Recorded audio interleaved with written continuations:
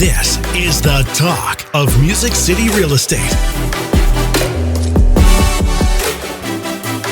Welcome back to another episode of the Talk of Music City Real Estate, where we educate and motivate all things real estate. My name is Monty Moore with Realty One Group Music City. Hey, and I'm Carey Ann with CMG Financial and my mortgage team. Every week we'll be posting a new episode chock full of Nashville real estate value. Yes, and you can follow along and subscribe at talkmusiccity.com. Got a question for us? Ask away at questions@talkmusiccity.com. Monty! Carey Ann. Welcome back. What an amazing class you taught the other day at ROGMC. We're so grateful for that. Oh, that was a lot of fun. It's amazing. You know, people don't know this, but years and years ago, probably before you were on the planet, I was a mortgage broker. You were? Yeah. Well, look at you. A long time ago. And I did it just because I wanted to know how the game was played, because I understand there's a game played in that arena. There used to be, for sure. But now it's good to know you're getting it right. And we have an awesome guest with us. We do. I'm Mr. so excited. TJ Ojehomon. Hey. And thank you, TJ, for being in the house. Thank you guys for having me. Welcome. We're Looking excited forward have to some TJ awesome here. things. You know, this guy gets things closed when other agents are failing. And we're going to get into that in a few minutes. And first, we're going to talk about our sponsor. But We're so grateful for them. They are Music City Removal. They're the #1 junk removal service in Nashville. From residential, commercial, and construction, they're experts in ridding you of junk. Their costs include labor and dumping fees without any hidden or added expenses. So whether you need a full clean out or just one unremoved, they have you covered. the Music City Removal team knows the importance of respect and trust while in someone else's home. They understand the inconvenience of junk left behind by previous homeowners and tenants and are determined to provide an affordable and customer-focused junk removal service that puts you first. For a free on-site estimate, just go to musiccityremoval.com. That's musiccityremoval.com. Yes, Music City Removal, because clutter ain't cute. Shazam! But this conversation is going to be really packed full. I'm super excited to have Mr. TJ here with us today. TJ, thank you so much for joining us today, because we're, I get a different vantage point, being Papa Bear of, say, around 205 agents or whatever, what our two offices have in them. And so I get to see those who are making it happen and those who are wishing it was happening. And, most of them are somewhere in between, it's tougher than it used to be. I can tell you this. You've only been licensed a short time. I think one of the first things I noticed about you was you came into this environment as a teacher, it seemed like. And I thought, man, that's really taking the high road in an industry that you're fairly new with, but you have banking experience, right? Correct. So before we get into all that, let's hear about who is Mr. TJ Who are you? and what helps you become who you are today. Well, depends on who you ask who I am, but I'll tell you my version. So I am originally from Chattanooga, Tennessee. Okay. So I came up to Nashville several years ago to go to Lipscomb University, graduated from there, and just at that time really liked Nashville. I mean, I told myself, I'm not going back to Chattanooga. Sure. I'd rather stay in Nashville and struggle than to go back to Chattanooga at that time. Uh-huh. And so, so that's what I did. And, ended up getting into banking when I got here. I had a leader at the university reached out to him. I said, hey, man, tell me, I need help with a job. All right. I did all this stuff at Lipscomb, I wore out my welcome.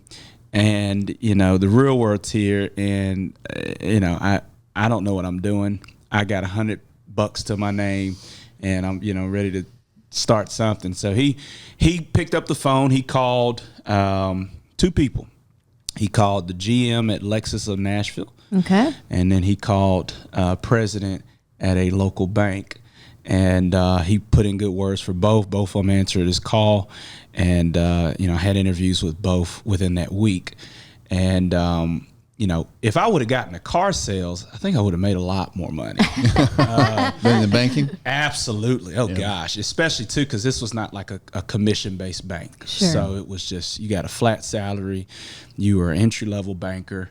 And so, you were going to make it work how you needed to make it work. But what a great background, though, for what you're doing now. Well, and it's crazy. So my late grandfather, who, was a mentor of mine, he, I asked him, I said, well, Bishop, that's what I called him. I called him Bishop. And I said, Bishop, I got two options here.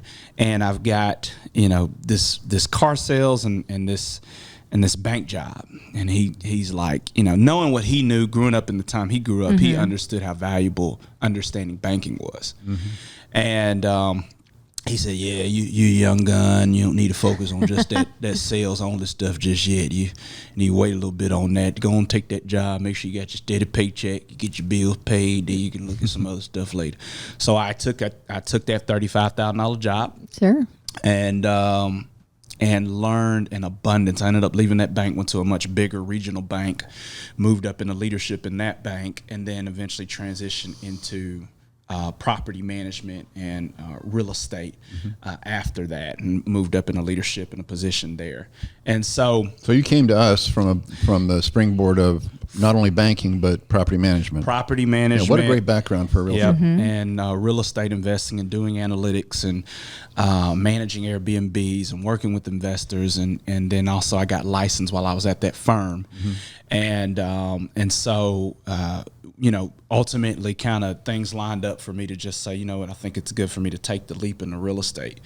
And as a realtor, and I saw so many opportunities to be a realtor as well. There were so many different ways you could utilize that that license. A lot of paths. And so I really saw kind of just that open canvas and said, let's go for it. And so that's what I do. I've got a beautiful wife who's in here with me today, hanging out with me. She is amazing. She is amazing. Two babies, Effie and Malachi, and Under 3. both under 3. Man, let's hear it from Mom. Back to back, back to back. Yes. So we're doing, but it's fun though. They're fun. I love it. So when did you make the move into full-time real estate? So that was full-time was last June. Okay. So About a little over a year. Solid year. Yep. So COVID hit. Yep. Things were happening. You're like, I'm jumping in. This was in the middle of COVID. I mean, it's just kind of like, things that align with the last company. And I think it's like, I think it'd be time to stretch myself. And, I'm thinking to myself, I told Shan, my wife, I said, listen, I'm in the middle of a pandemic with a baby on the way. And about to go work for myself. This is stupid. I remember us, sitting down the first time, and I'm thinking, I'm feeling a little nervous for this man.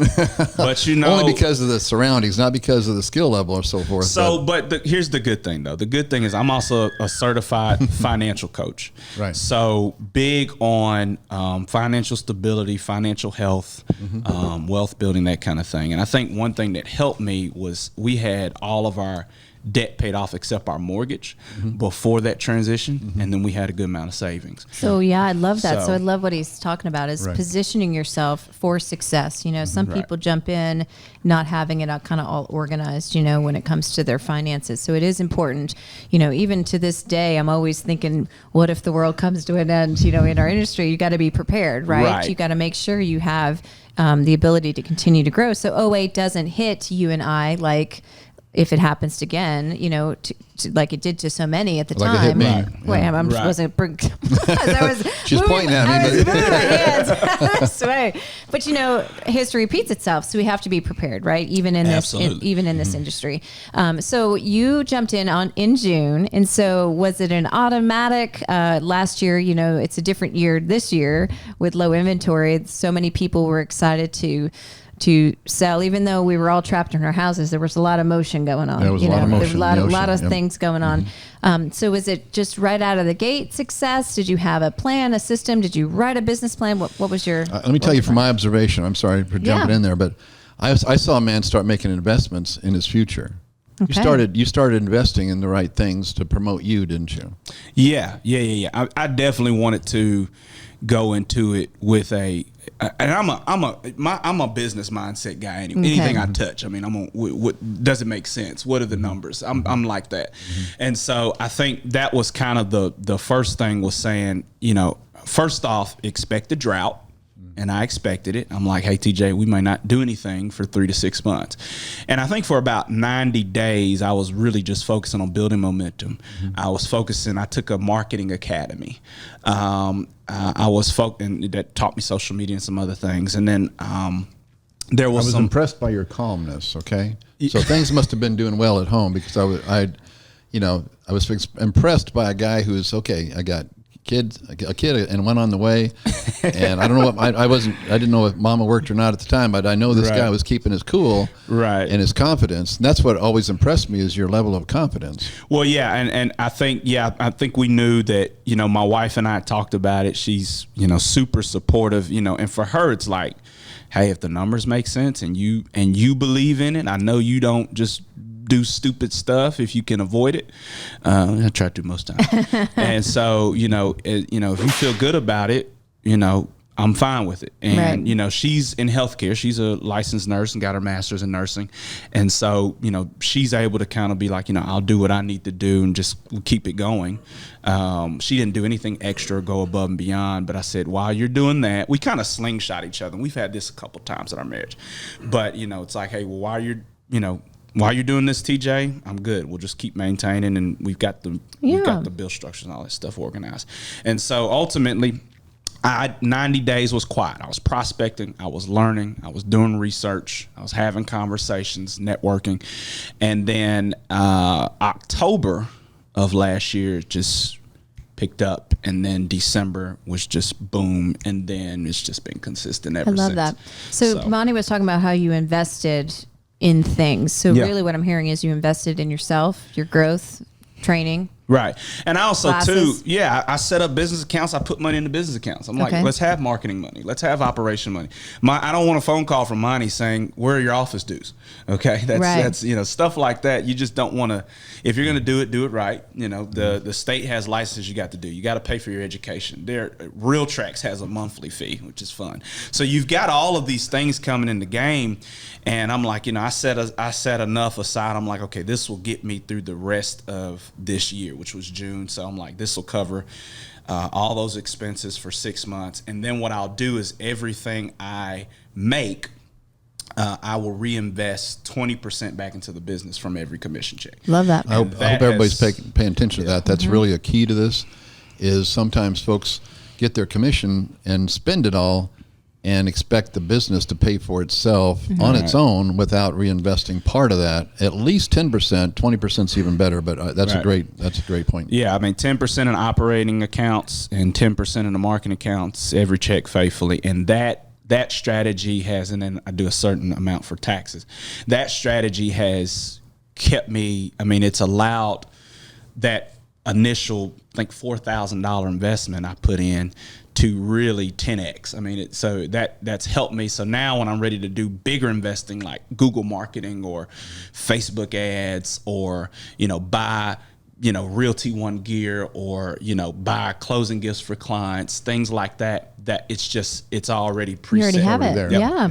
We talk a lot about on this podcast about, in real estate or even in lending, any business that you do, you have to truly be the CEO of your own business, right? So what I love, and I'm getting super excited about it, because you really, embrace that from day one, as in you're like, I'm the business owner. This is my business. It's TJ with a side of real estate, right? I'm selling this. And so, and that's how I look at it. It's Carey Ann with a side of mortgage, right? Like, you're running a business. No one's going to help you do it, right? You're now self-employed, right? And so I love that approach. So important. Really kind of being organized, and we talk about some of the people in sales wing it.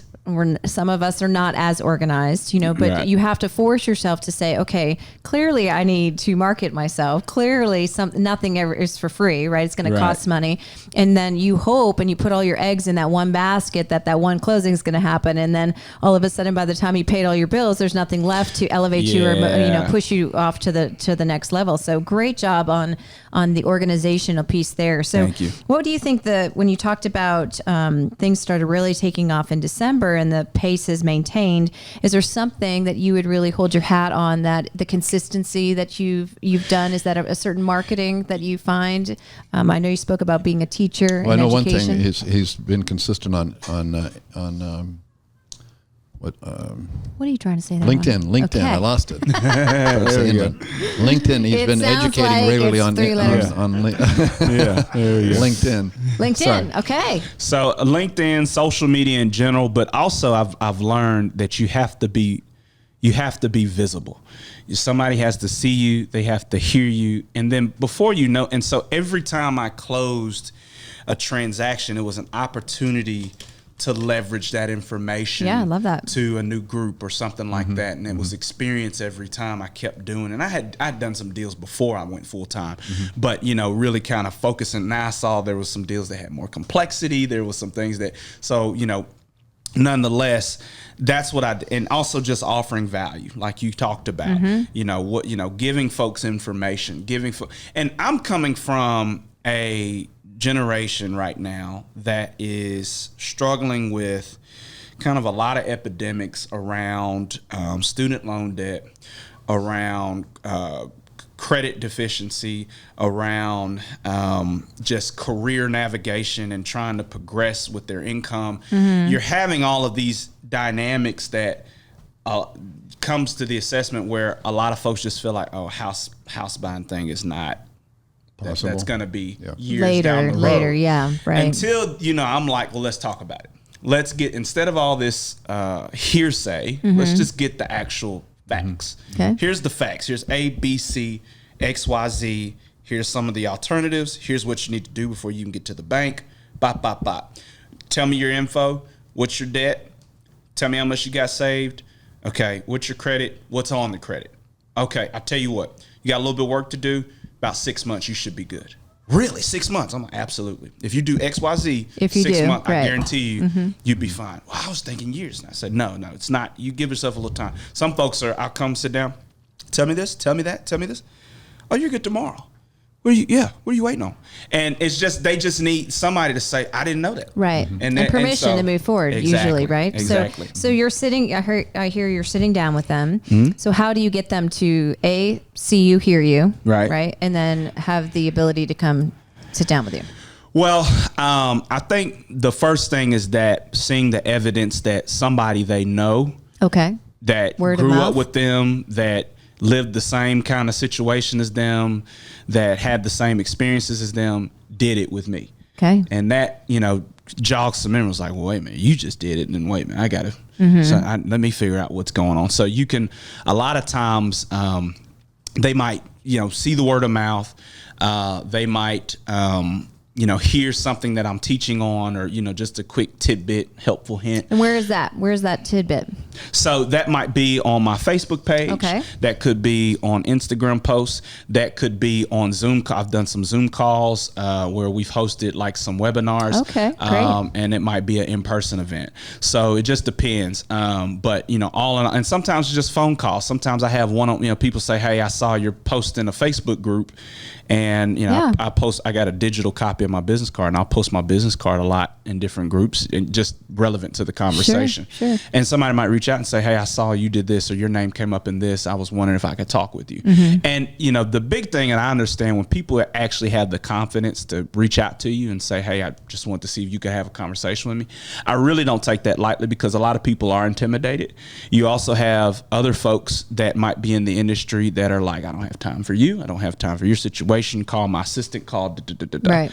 And I'm sure there'll be a situation soon where I'll say, hey, reach out to my assistant, but there's still your partner. There's a welcoming, your partner. Yeah, there you go, right. It's never downgrade them. Never. You bring them right over, and then they'll stay right there. Exactly. So if you say, hey, let's connect, or you give them that reception when they reach out to you, that speaks a lot to people, and they feel that warmth from day one. So you can. They say, facts tell, stories sell, right? And so what I'm hearing you say is you share possibly the story of the previous customer, right, of how you were able to help them from point A to point B, or their situation. Right. Who knew, right? Are you in the same situation, or do you know somebody else, in that same situation? Because you and I can just give facts, right, all the time, and you need this, and this is how it is, and it doesn't really relate. But then when you start to bring that to life, and you share how you were able to help somebody with student loans and here and there, and now with the new guideline changes with student loans, it's opening up the doors for so many more families, you know, and getting them excited about the opportunities,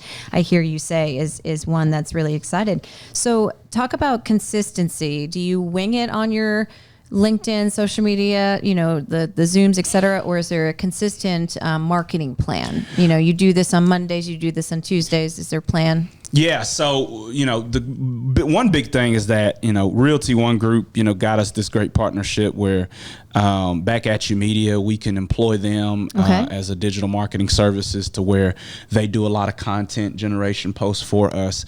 And then I think you want to set aside, so many times a week where, either there's a story that's popping up, either there's, some kind of, home of the week, or, there's something, I want to make X amount of touches. But then even that, what's happening is that as I'm staying and then also too, just doing relatable life. I think people get annoyed if you're just hey, every time this guy's posts his business, people see the babies regularly. Yeah, exactly. Yeah. And I think that helps make you relatable, makes you approachable. So having that consistency mindset of saying, making sure I'm visible today. But then also there's another side of it that when people reach out to you, that we remember them, we document that conversation, we make those notes, and then we go back and make sure we're following up with those people. That's where you find because most people are not going to, they're not going to chase something that's already intimidating them. And so a lot of times, you can come back. They're not going to chase something that's already intimidating. Yeah. That's important. So what you do, even on the seller side, I've got some sellers that's like, I'm too old to be doing this. I don't know if I'm going to find something else. You still got the mindset on both sides. And what will happen is that, I'll follow up, encourage them. Hey, just checking in. Did you have any questions about what we talked about last? Or, how do you feel about that now? Or what's kind of changed that situation? I know you told me something was going on with the family. And that way you're kind of walking with them to where each kind of little adjustment or situation that comes up or doubt that pops up, you're able to be prepared to help support them in that. Love that. And as that kind of continues to happen, they build momentum, they build encouragement, and before you know it, you help them cross the finish line. So it's after we kind of do that presence there. I mean, I've got presence now, but You got presence, big guy. Yeah. You got presence, man. You're like, I'm going to make sure they see me. I'm like, they're going to see him. Right. You've got a presence. There you go. Exactly. And so even now, I just did the OMG National partnership with the Google Billboard thing, Google screened. And so, after you're being seen, now you have to be really good at your follow-up and your nurturing. Yeah. So and you got to be good at your craft automatically too, right? So not long ago, I shared on our Monday morning huddle call some wisdom from TJ, which again I was very impressed with because some of the agents have shared with me that they've used some of TJ's wisdom. Oh, nice. Okay, cool. For one thing, and you can talk about it. The thing like don't show those hot properties to that first time buyer. Yep. Yep. Don't let them decide what you're going to go out and look at. Yep. This was pure wisdom, brother, for a guy who's only been in business a short time. So here's the thing too, and one thing I realize is, to me, I have really taken on kind of the mission and the ministry of being a realtor. And when I say that, it's because I understand that I will work with people that will never be able to get in a home unless we had an interaction. They, and gives me goosebumps. There will be some, and that's the reality, because the reality is that a realtor will stand in the way literally from a buyer's or a seller's mindset. And if you have the wrong positioning or you're saying the wrong things, you may completely shut down a buyer's belief system that they've got the opportunity to own a home. Because, you're not going to find anything. Well, you got to overpay. Well, you got to do this, that, and the other. And just depend. But if you tell them, okay, listen, I've heard your situation before. I've gotten it done. Here's what we got to do. And that subtlety of difference of saying, wow, okay, he just helped shift my mindset, will still help them feel confident. And so I have been able to, I'm a student of, the game, and, this market is really, really wild, really wild. Nashville, I think, traditionally over the last 20 years has had a home appreciation rate of about like 7-8%. And the last year, in 2020, I think it was GNR reported it was about 10%. Currently, it's like 21 to 25%. It is incredibly ridiculous. Okay, and we understand that that's a scarcity. COVID shifted a lot of things. Interest rates are low, so it's driving out a lot of buyers. And then you've got a lot of people from the West Coast trying to shelter their taxes a little better. Tennessee's a sexy place to do that. So you've kind of got a lot more activity than normal. But what's happening is, well, what does that do to first time home buyer who maybe has $8, $9, $12, $15,000 saved at the most? Okay. That also might only can go FHA because the approval guidelines changed as well. Conventional, even if you get approved for conventional, if you're not approved with the right credit score, that PMI will take you out. So it may make more sense. Lender may say, hey, it's going to make more sense for you FHA, right? For sure. So ultimately, how do you help those buyers? Because all they're hearing about is everything's jacked up. There's no way you can do it. Right. I can't find anything I want. Well, again, let's go to the numbers. Move away from the hysteria. The numbers say that only about 47 to 50% of homes in the market are under contract within the first 2 weeks. There's a whole nother market that are kind of what I call hidden gems. Maybe they didn't get the same attraction. Maybe they were sleeper houses, whatever. Okay. And maybe they got snatched up and then the buyer didn't qualify and then back on the market. Came back on the market. So those are all over the place. And so there's a couple of strategies I use to help buyers find those. I just tell you, I haven't had a buyer yet, even on some of my high value buyers. And I work with a lot of buyers. I work with sellers, but I work with a lot of buyers because those are sometimes the ones that are a lot more work. And so, but I also understand they're the ones that really need the help and the support. And so, even my high value buyers, I have not in the last 12 months done closed a bidding situation where we paid double digit overprice and all that stuff. That hadn't happened yet. I hadn't waived inspection with anybody. I've been able to stick to those terms that help protect. And the way that I'm able to do that is to find the coolness of the market. And the way that we do that is there's a few strategies. The first thing is, I think, is being able to find deals from different sources. So, a couple of things I've told, agents, I say, hey, one thing you can do is you can network with property management companies. Property management companies will have investors that, 5 to 10% a year that want to liquidate their portfolio. So what if you, connected with 4 or 5 property managers and say, hey, listen, I just want to let you know, I've got, 5 to 10 buyers at any given time. Anytime you got somebody that wants to liquidate something, can you call me first? I can do a deal. Off market, clean, smooth. We'll give you at market price. We'll get it done. And if I can't do it, I'll tell you. But please give me a call and I'll make it simple for everybody. Opportunity, yeah. Yep. Love it. You might find for sale by owners, and a lot of times their stuff. FSBOs don't do nearly the same amount of marketing that we do when we list a home. So a lot of times their homes sit a lot longer. You might find those. I have also really learned how to dig into MLS. I mean, you can look on MLS, and one easy search that you can do is you can search things that are that have been on market 5 to 7 days or more minimum. Most of the things that are gone is the stuff that's at zero.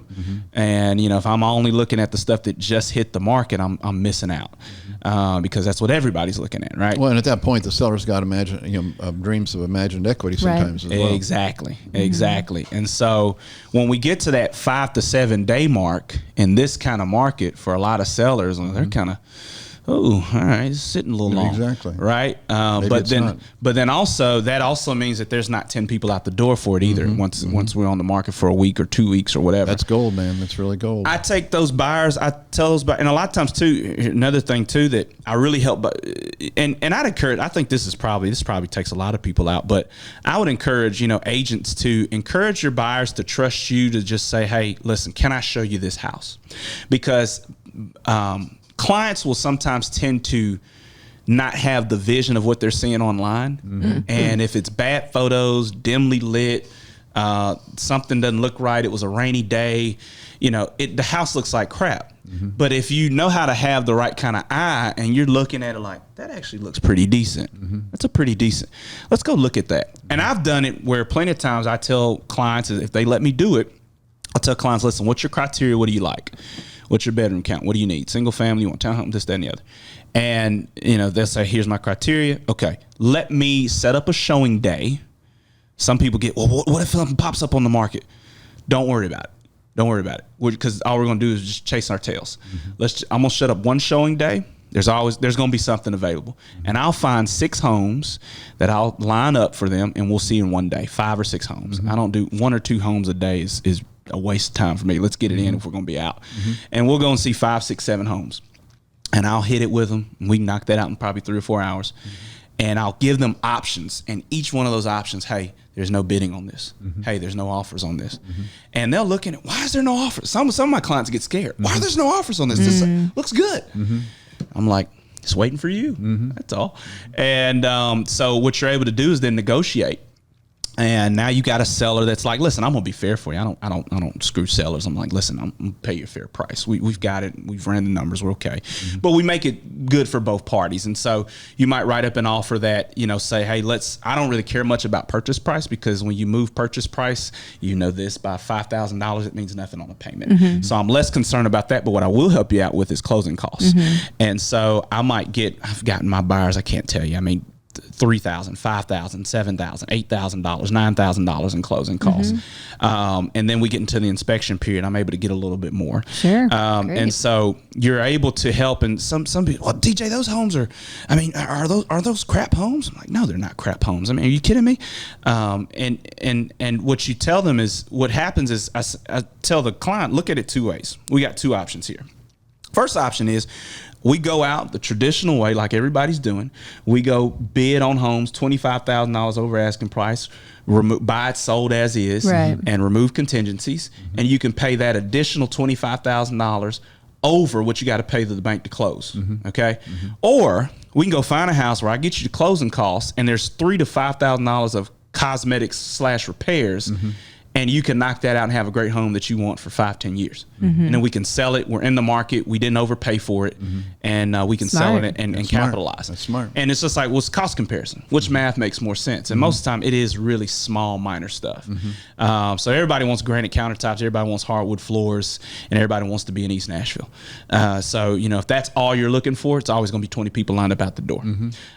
So I help people decide about actual distance. They might hear a part of town or a county, and they're like, that's super far. I'm like, run the miles. Run the miles on Google. Oh, it's 16 miles. Yeah, I'm like, same distance that you go to work. It's no different. I said, well, let's drive out there. Let's see how it looks. All right, well, let's try it. And they drive out. Oh, I like this community. Oh, it's quiet. You're helping. They would never have gone there before because they would have thought this or they that. They were prejudging it before. That is called helping clients navigate the market. Love that. You show them things that if all they do is hire you and you just do exactly what they say, you have no value. Now, are you pre-showing them? Are you looking at them yourself prior to? Or are you like? A lot of times I can look at, no. I mean, a lot of times we go in together, but I'm looking at the specs. I'm looking at the private notes. I'm looking at the square footage of the bedroom. Just not the picture. Yeah, we can see if it makes sense. That makes sense. Yeah. And again, you're right. I mean, I don't have a vision. My mom back in the day would always just try it on, Carey Ann. Just try it on. It'll look great if you just try it. I'm like, that is ugly, right? And then you try it on, you're like, oh my gosh, this is nice, right? Type of thing. Same concept. So I think you're onto something there. I mean, and we're taught to do what everybody else does. You really stand out, and you make a huge difference when you go left when they're going right. You really make a difference. In the lending world, if they're selling an apple, you sell an orange, right? You do something completely different. So when you set up your showings, is there any strategy on that? As in, so I've learned from some other people that you're working on a wow, right? Like you're working on building something up, or is it just a lottery? Like it happens to be that this one's near that one, so you go there, or are you building up for? So first we're very selective with the research and the properties we pull out, and so once we determine like this is a good list, sure, and all these are obtainable, then we'll map it out based on kind of the route. Okay. And what we do is we don't make decisions on any of them. We go, we look at them, we see what we want, we take photos, we do a little walkthrough video, and we look at the key systems. We take a look at the foundation, the roof, the HVAC system, the water heater. Smart, all of it. And so if the key systems are good, it's potential. Carpet and floors are cheap. Okay, paint is cheap. Appliances are cheap. All that stuff is cheap. If we can avoid repairing $25,000 systems, then we're okay. And so we look at that, we make our notes, and at the end of each showing, I ask, what did you like? What did you not like? They'll give me the pros and cons. Cool, let's head to the next one. And we'll do that all the way through the day. And then when we come to the end, by the end of the day, there's 1 or 2 of those houses out of those 6 or 7 I just shown that they really liked. Okay. And I can know when they really liked one you can after see it in we their walked face, out. probably, yeah. Absolutely. And so by the time we walk out and, we get to the end of the day, I say, all right, listen. So we saw several. Tell me, which ones if you had to rank your top 3 or 4, what's your top? That one over there by the river, and then that one, and then that one. I said, okay, good. So, and what do you think? I said, well, tell me. I mean, if you like that first one, if that's number 1, we're gonna go for it. Let's see if we can win it. I think I can win it. And also, too, I'm big about connecting with an agent before we send an offer. Pick up the phone, call them. What's the temperature on the house? You got offers lined up? Is there what's your seller think? I mean, is there any issues that anything I need to be worried about? And when we already have that connection, then it helps form the relationship throughout. Huge, yeah. And so at that point, I'll say, well, listen, I got a buyer, very interested. I'm gonna send you an offer by the end of the night. And, the seller's like, oh, excellent, awesome, that's great. And so they look for my offer, we send it in, and then they say, hey, and I send in strong offers that I think make sense for the buyer, but then also are favorable for the seller. And I don't come in $20,000 low. I don't do that kind of stuff. But, it makes sense for both people. So, and I want to send something that makes sense once. Because I don't want to back a bunch of big negotiations. Time is money, for sure. So at that point, when we, say, hey, it's a strong offer, considering it's been on the market 12 days, what do you think? And most sellers are like, yeah, man, let me get my $150,000 check and let's just do this deal. Yeah. And that's kind of what they're thinking. At that point, we got a buyer in the contract, happy. We're going to work with the lender. We're going to make sure that, we go through the inspection report and talk them through that and help them with that process. And then we get them to the finish line. Love that. So do you have, each person that we talk to is a little bit different. So do you have a strategy on the clientele that, you are looking for, the price point of homes that you want to sell type of thing? Or are you loving on everybody and anybody that, works or wants, needs a home? Yeah. I've sold everything from, I don't know, I think down to 165 to, the high price points. And so ideally, from a business model, I kind of project, ideally we want to start with 275, 300. Okay. That's ideal. But the reality is that's not always the case. Sure. I had a person recently that called me. I know this. We knew each other from back in college. Yeah. And she said, hey, your name's been coming up to me a couple of times. I'm working with the realtor now, but it just seems like they don't want to help me. Sure, you're right. And I'm just like, all right. I say, well, what's your budget? I got 170K. And I'm like, okay, well, I said, we can probably do it. I gotta figure out where I can get you in my schedule, but I'm gonna get you. And now, we got to set the mind frame about what we're looking for. Because I researched MLS so much, there are homes out there like that. That are in that price range, just not a ton, but they're out there. And if you know which counties to go. And so, I just tell them, listen, set your expectation. Here's the bedroom count. We probably need to consider this. We need to consider this. But, if you're, that last client was very flexible. And so, because if I got a flexible client that's trusting my strategy, and at the end of the day, they make the decision. I don't make the decisions and stuff. But, if they feel good about it and we've done all our due diligence, then, we can still get it done. But, the reality is that, like I say, there are some folks that will stand in between. And here's the thing, too. Here's the thing you also got to be careful about. So if you got a lot of clients that are stuck on one kind of house in a bidding market with no bidding money, and they're trying to drive it up through the loan approval and all this other stuff. The problem is that when you start losing a lot, number one, emotionally, what that does to you. It starts killing you. But then you want to take a 3-week break, and then you want to take a month break, and then you go back out and you just keep trying, and then you come to the assessment because nobody's helped you navigate the market. You can't buy in this market. Yeah, you're just gonna I'm going to rent another year. Right. Well, here's the buyer fatigue. Exactly. So here's the problem with that, though. The inflation rate is far superseding the income rate. So if you keep waiting a year to come back each time, houses are going to get more and more expensive. Your $50,000 salary just only went to $55,000, while that $300,000 house went to $375,000. Right. And what's going to happen is that if you continue to not put yourself in an equity position that you can leverage later, it's the first house. Call it the first house. We're getting in the market. Step one. We're owning the dirt. Yeah. Know where you are and be okay with where you are. But if you get that perspective, what's going to happen is that people that don't embrace that, they're going to get priced out of the market.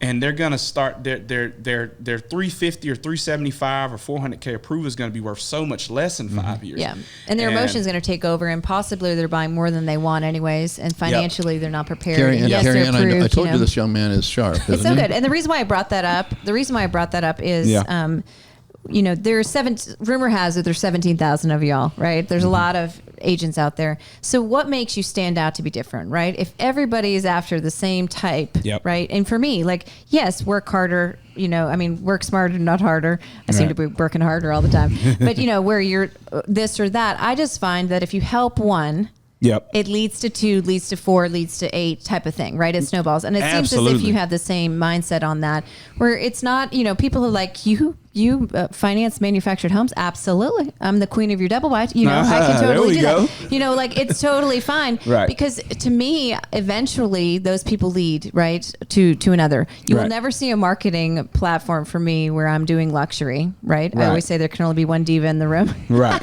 Anyways, on that type of thing. You know, but you kind of work through it, right? And so if you're starting out, you're okay with strategies, because the more families you can touch, right, the more people you can talk to, the more opportunities and stories you can then retell, it's going to take you further, right? Exactly. I love that. I think that's a huge win. TJ, we're going to have you on again. We're going to wind this up for today, but we know I love your wisdom, brother. Such an early part of your career, and the wisdom's rolling out. You know, all I ask for after this is you start referring to me as Bishop. Okay? I love that. And, you know, you started it with a CEO mindset, and I know you're going to end it that way. So thank you again for joining us, TJ. Such a pleasure meeting you, fabulousness over there. And thank you, everybody, for joining us. And we cannot wait to have you come back next week. You've been listening to The Talk of Music City Real Estate.